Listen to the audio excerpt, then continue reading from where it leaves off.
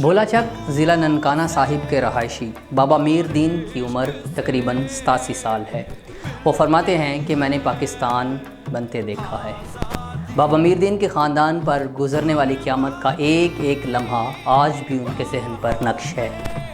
بابا میر دین کی کہانی سننے سے پہلے اگر آپ نے ہمارا چینل سبسکرائب نہیں کیا تو سب سے پہلے چینل سبسکرائب کیجئے۔ بابا جی فرماتے ہیں کہ میرا خاندان برصغیر کی تقسیم سے پہلے ضلع امرتسر کے گاؤں نارائن گڑھ کا رہائشی تھا۔ تقسیم کے وقت میری عمر 14 برس تھی۔ 13 اگست 1947 کا دن تھا۔ میرے والد صاحب کو ٹانگرا اسٹیشن پر سکھوں نے حملہ کر کے شہید کر دیا۔ تقسیم ہند کے اعلان کے بعد میرے والد کا قتل ہمارے خاندان اور علاقے میں سب سے پہلی شہادت تھی۔ پورے پنجاب میں ہندو مسلم فسادات پھوٹ پڑے۔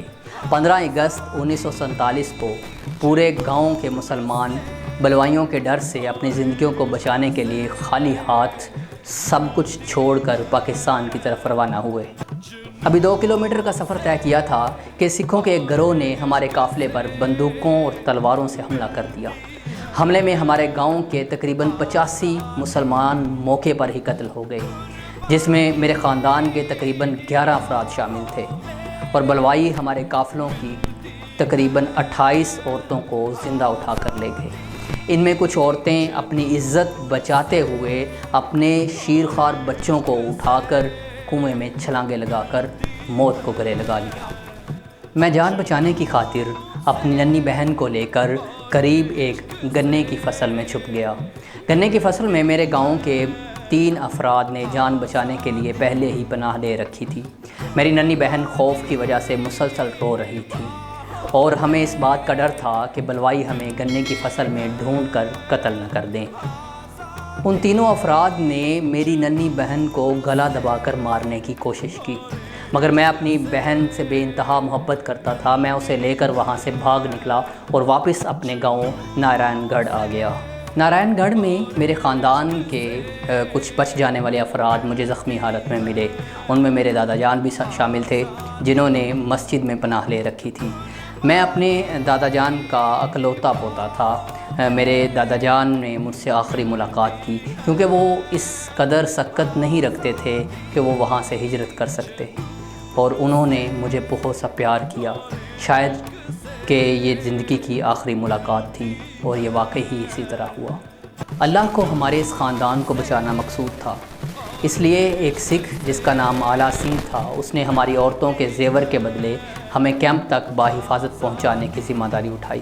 اس سکھ نے نہ صرف زیور بلکہ ہمارے سارے ساز و سامان کو اپنے پاس رکھ لیا، اور ہمارے خاندان کے بچے کچے افراد پناہ گزین کیمپ تک چھوڑ دیے۔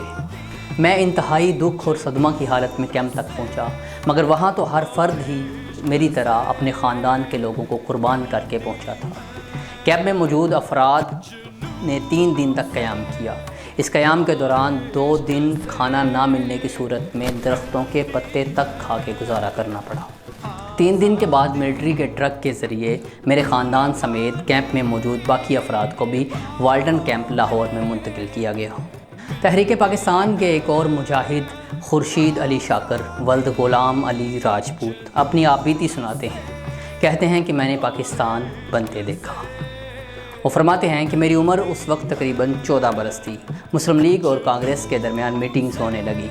ہمارے بڑے بزرگوں، جن میں بابا، تایا اور ماموں وغیرہ شامل تھے، ان لوگوں نے مسلم لیگ کا ساتھ دیا اور اس کی ووٹنگ کے لیے بڑھ چڑھ کر حصہ لیا۔ اس دوران تحریک آزادی چلی تو بڑے شہروں میں ہنگامے برپا ہونے لگے۔ چند دن گزرے تھے کہ ضلع روہتک تحصیل سون پت کے گاؤں پنیرا میں، جو کہ ہم مسلمانوں کا گاؤں تھا، وہاں بھی فسادات پھوٹ پڑے۔ ہم جانے بچاتے حملہ ہوا اور پناہ گزین جان بچانے کی خاطر بھاگ کھڑے ہوئے۔ میری پھوپھی اور میری چچا زاد بہنیں جو کہ ہم سے پیچھے رہ گئی تھیں، وہ اپنی عزت بچاتے ہوئے ایک کنویں میں چھلانگ لگا دی اور عزت لٹوانے سے موت کو بہتر جانا۔ مزید وہ فرماتے ہیں کہ دریائے جمنا کا پانی پیتے تو پانی اس قدر کھارا تھا کہ کلیجہ منہ کو آتا، اور بھوک سے پیٹ میں درد اٹھتا تھا۔ حیدرآباد دکن کے نواب نے بسیں بھیجی۔ ہندو فوجی تلواروں اور چارہ کاٹنے والی درانتیوں کے ساتھ حملہ آور ہوئے۔ جہاں سے اپنی بمشکل جان بچانے میں ہم لوگ کامیاب ہوئے اور لاہور پہنچے تو پاکستان زندہ باد، اسلام زندہ باد کے نعروں کی آواز سنائی دی۔ تو اس وقت جان میں جان آئی کہ اب آزادی کی فضاؤں میں قدم رکھ چکے ہیں۔ پاکستان کی خاطر کٹ مرنے والوں کی کہانیاں بے شمار ہیں۔ مزید کچھ کہانیاں سننے کے لیے ہماری اگلی ویڈیو ضرور واچ کیجیے گا۔ اللہ حافظ۔